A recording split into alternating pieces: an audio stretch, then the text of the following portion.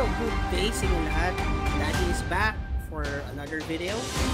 So today, let's see, or let me show you yung Demon Seal Tower. So Demon Seal Tower, ma-unlock to pag kakakuha nyo ng Holy Bone. As far as I know, the Holy Bone is on RB4, so revert 4 siya. Pag na-unlock nyo na dyan nyo makukuha itong Holy Bone Shattered Spirit. Itong Shattered Spirit na to, ginagamit to pang ups ng mga Divine Bone nyo. So as you can see, 2,200 something yung napondohan ko na, and 500 per ups siya. So if you want to get more attack, defense, maximum health, I would suggest na i-ups nyo lahat siya. Bahala kayo kung gusto nyo pantay-pantay. Sa akin ginawa ko, inopen ko na muna lahat ng slot dito para malalagyan ko siya ng Forsaken Soul. So each part pwede mo silang unlock ng level 60. So that's 6 slot for the Forsaken Soul and 1 slot for the Leader Soul. So para lumabas yung Grim Reaper, si Grim Reaper mismo, makikita nyo siya dyan, bigla na lang siyang nag-appear na lang talaga, or dyan sa leaderboards mag-appear siya sa likod. Tulad ko sa akin, si Grim Reaper, then another one, I think this is the critical build. So napagtsagaan niya talaga para kunin yung assault niya. So dapat ang gagawin niyo doon is all 7 parts pare-parehas ang Leader Soul niya. Hindi lalabas yung Leader Soul kung paiba-iba kayo. So kung Reaper, lahat dapat ang parts ng Reaper. Kung pang critical build dapat lahat. So next natin doon is yung lalagyan mo ba ng Forsaken Soul, kailangan pare-parehas? No. Depende sa iyo. Kung gusto mo iba-iba, sa akin ang ginawa ko, may mix dyan. Pero yan, tinamad din ako, pero in due time maayusin ko siya kasi mas maganda kung alam mo kung saan parts yung HP, saan yung parts ng attack, saan yung parts yung defense. So ako, nag-focus ako mismo sa attack and defense. May konting parts ako ginamit yung HP pang boost ng HP pool ko para kahit papano mas malaki naman yung HP pool ng character ko. Then kung may mga sobra ako, ginawa ko lahat muna kulay green. Then pag may sobra na ako, tsaka ako nag-fusion ng mga green para maging higher clear na siya, maging blue quantity na siya. Then from blue quantity, tatlong klase kasi yun, magiging purple na siya. So far naman ngayon, dalawang purple pa lang yung nagagawa. So lately hindi ako nakakapag-farm dun sa Kundun kasi nag-RB5 na ako.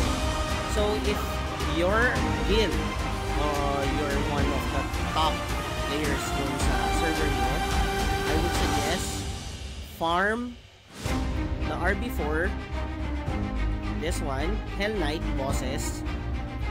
So para ma-unlock si Holy Bone. Ngayon, ma-unlock na si Holy Bone. 16 na lang na kills doon sa Hell Knight. Kung sa 4 na klaseng Hell Knight na nandun, 3 klase. Para pag 40 over 40 na yan, mag-o-open na siya. You need to just to teleport to the map and patayin si Holy Bone doon. The level 1800 Kundun, dapat meron ka 96 to 98,000 defense. Para ang bawas lang sa'yo is either 3 digit, 800 to 900 or to 1,000, closely to 3 digit. para pwede ka mag-AFK. Bakit ka parang pwede mag-AFK? Kasi dapat hindi solo talaga ang farming neto. It's a team dungeon or team kayo para mapatay ito. Kasi kung solo ka, abutin ka ng 1 hour and a half. Depende sa attack mo. So, ang info na mga nakuha ko, ang attack daw is 60 para mas 1 hour ka lang or about 60,000 para less than 1 hour. So, ako, nagsimulan ko mag-farm dito is around 40,000 yung attack ko. It took me around 1 hour and 40 minutes to kill Kundun.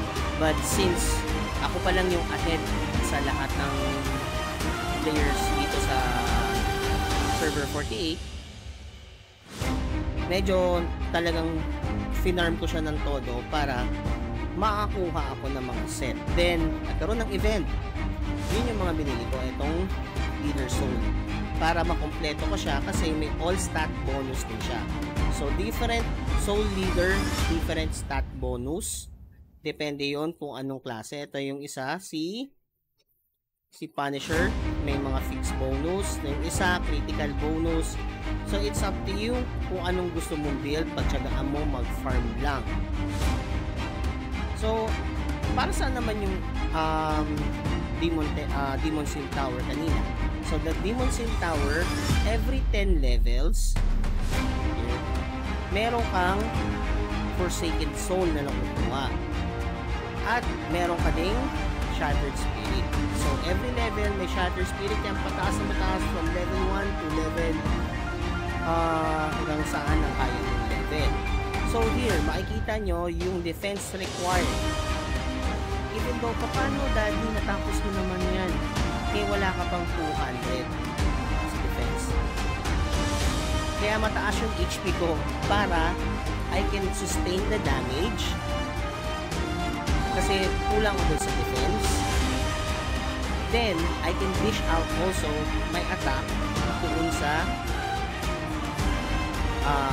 monster name or dun sa level yun.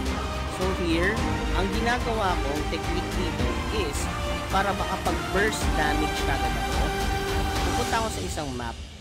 Doon sa isang map na yon, hihintayin ko mabuo yung combo skill ko. Now, the combo skill,